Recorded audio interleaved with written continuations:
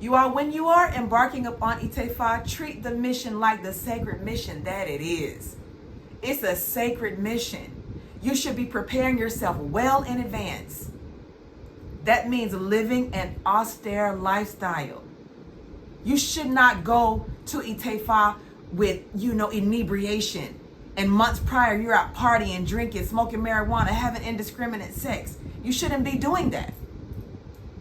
The journey is a serious one. The rites of passage is a very serious one. Mental preparation is just as important as physical preparation. It's not enough to purchase all the things on the supply list that are necessary for Itefa. That's not enough. What's also of the utmost importance and criticality is that you also prepare your physical vessel.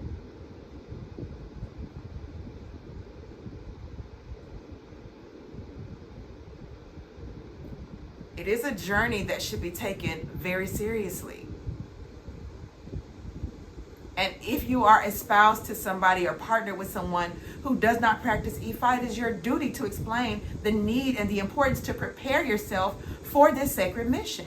If you want to receive the optimal benefits of the sacrifices and investments you are making in your spiritual development, care, wellness, ascension, elevation, as well as evolution and refinement.